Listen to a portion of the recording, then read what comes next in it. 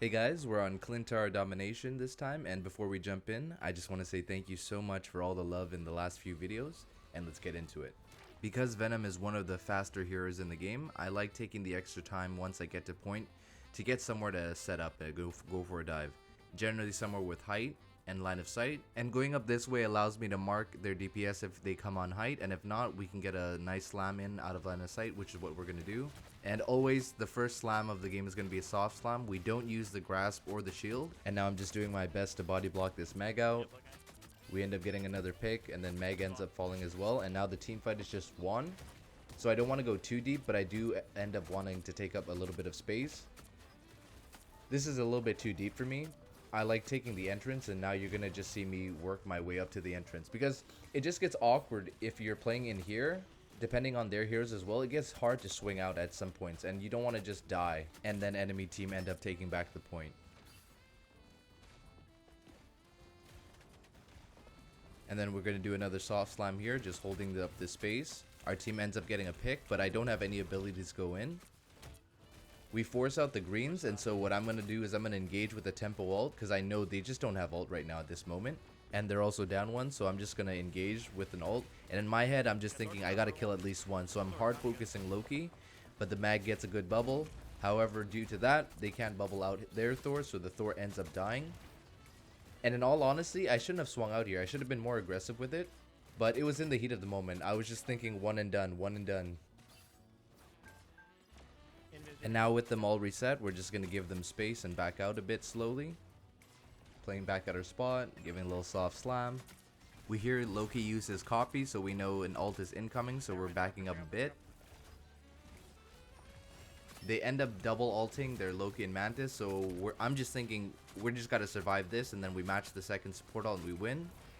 We pick up the Mantis as well, so everything's going great. I'm just on their supports. And their DPS get a good combo, and our Invis doesn't end up ulting. She ends up just dying, but that's okay. We have the Invis ult for our next fight. And right now, all my teammates are still dead, so I don't want to show through main.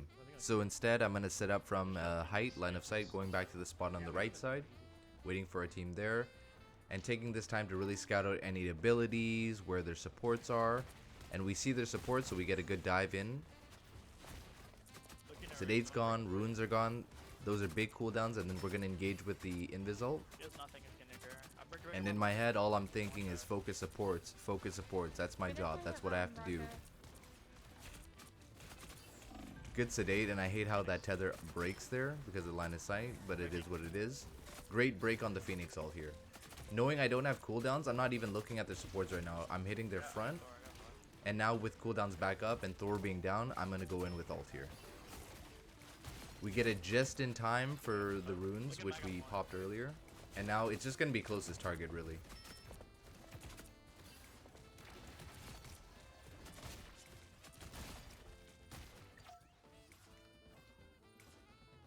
They're also not TPing, so... We know they're not TPing, but we see Thor going on point, so I'm just going to follow him. And then we end up stopping him with a slam from getting into point, and round over. Round 2, same concept, because we have so much mobility, we're going to use that and set up height. I usually like going up on this dildo in the middle of the map. And right now in my head, I see them so far behind still, the enemies, so I'm thinking I have more time to even set up from behind and go past them, so that's what I end up doing here. We see the res beacon, so we're going to commit our cooldowns like our shield to end up killing that if we need be. Starload ults, and we end up killing the raccoon.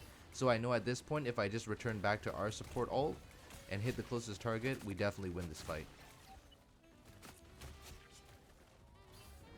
And with the team fight won, we're just going to set up a little bit further in to take up space. Same concept, different map. It's all about sticking true to the fundamentals.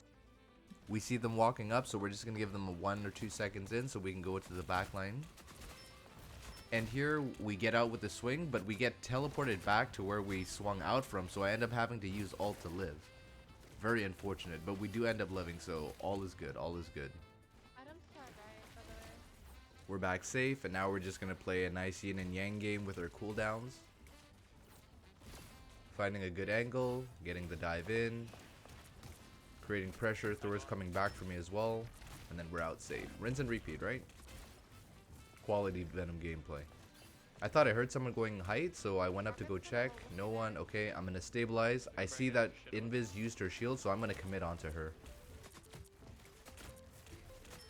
We get the Invis. They end up using the rocket ult, so I'm just doing my best to burn it. We end up burning it. And with our Invis using ult, I just feel like we just won the team fight, so all I have to do is hit the closest target at this point. Could be the tanks, could be anyone. They end up falling and using an Atom Res, so now we can commit and going back to going on the supports. Adam dead, Invis dead, and now they have a better support ult, but we have a man advantage. So I'm just gonna stick on this Invis here. She gets away, so I'm not even gonna waste time looking for her. I'm just gonna keep committing because we have the man advantage, and I just want to get him dead, win the team fight. And now we're just pressing up, forcing the issue on the rest of the team. Yeah, unfortunate picks on our point there, so I have to go back and help. Get the grasp, and I also see my teammates are in sight, so I'm trying to do the ult here and seeing if they can combo with it, but they both get away. Really unfortunate, but we're still on overtime, so I'm thinking I gotta stabilize, and when all else fails, you just focus on the supports,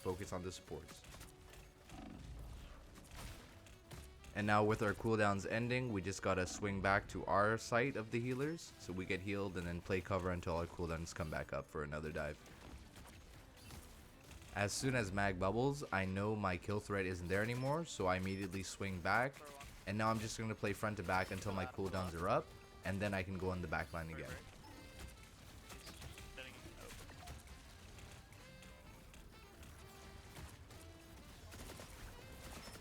We force out the soul link from Adam, and we're still gonna force the issue on him. I know there's a res beacon around, but I'm still gonna force the issue. It's just not worth going for it on a team fight like this right now. Here I get a good grasp, and I'm thinking I'm gonna get a fat ult, but this Thor pushes me out, and that's just unfortunate. Stops my ult. Good push by him. Stops my swing as well, so I have to slam out, and I end up dying for it. No problem, reset, and we're on height. And you see me looking back. This is very important because it's about timing with your team when you're gonna dive in. Because if I had just dove instantly, even if I got pressure, it wouldn't have been any valuable pressure because my team wouldn't have pushed. So it's always good to look back, one click and look at your team just to see where they are. My attacks don't have the range to hit invis, neither are my cooldowns up, so I'm just focusing on stalling on the point and waiting for my dive so I can commit. We end up getting called out for the Atom Res, so that's what we're going to focus on here. We get mag ulted to very low, so we end up having to pop our shield, and now without any cooldowns, I'm going to just swing and try to look for a good place to set up so that I can get healed without taking damage, and that's going to be on the other side of the dildo. Cooldowns are back up, so I'm in going for a dive, and I should have went for the res beacon right there instead of focusing on these supports just because they were under a raccoon ult anyways. That's hindsight though, right? So we're going to use the ult here with a raccoon ult and punny ult to try and combo and kill the invis, but we weren't on the same target. Soling gets used as well, so it's not that bad of a deal. We just got to keep focus up now. Follow the invis through the jump. We get pushed, so I know she has no cooldowns, so we use our resources to go on her. The Thor ends up healing for her, and this is an oh shit classic moment where I realized we didn't have any healers. No problem, we take the TP back, and Mag gets up ending the kill. So we have the man advantage, so I'm just going to focus hard supports. Invis dead, now just closest target.